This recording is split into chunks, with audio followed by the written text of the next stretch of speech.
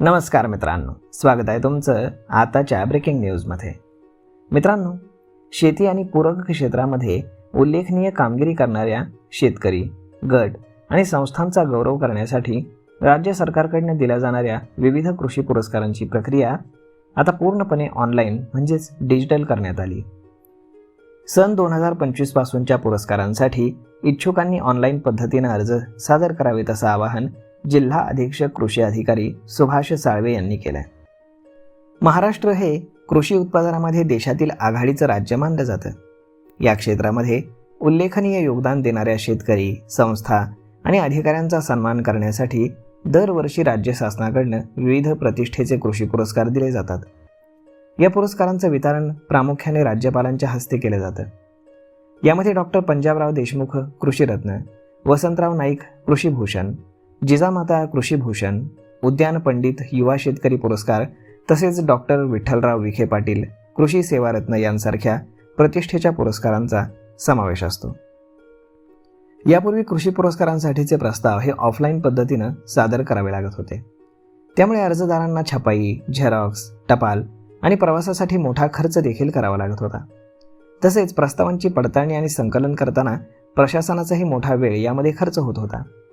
आता ही अडचण दूर करण्यासाठी कृषी विभागानं आता स्वतंत्र संगणकीय प्रणाली विकसित केली असून प्रस्ताव सादर करण्यापासून ते मूल्यांकन आणि अहवाल तयार करण्यापर्यंतची संपूर्ण प्रक्रिया ऑनलाईन करण्यात आली आहे। तर यामध्ये आता कुठे आणि कसा अर्ज करायचा, तर इच्छुक शेतकरी किंवा संस्था किंवा कृषी विभागाच्या अधिकृत संकेतस्थळावरती जाऊन तुम्ही अर्ज करू शकता।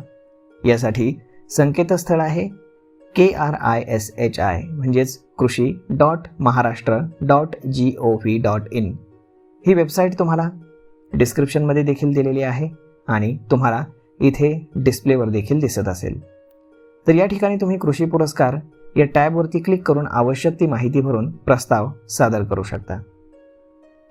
तर यामध्ये नवीन डिजिटल प्रणालीमुळे शेतकऱ्यांना अनेक सोयी सुविधा मिळणार आहेत।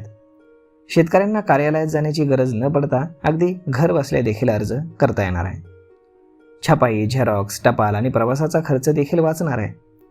एकदा अपलोड केलेली कागदपत्र पुन्हा पुन्हा सादर करण्याची गरज नाही आणि अर्ज सध्या कुठल्या टप्प्यावर आहे याची देखील तुम्ही ऑनलाईन माहिती ट्रॅक करू शकता। या प्रणालीमुळे मानवी हस्तक्षेप कमी होऊन पुरस्कार प्रक्रियेमध्ये पारदर्शकता आणि विश्वासार्हता निर्माण होणार आहे। बीड जिल्ह्यातील पात्र शेतकरी, गट आणि संस्थांनी या ऑनलाईन सुविधेचा लाभ घेत आपले प्रस्ताव सादर करावेत असं आवाहन जिल्हा अधीक्षक कृषी अधिकारी सुभाष साळवे यांनी केलंय।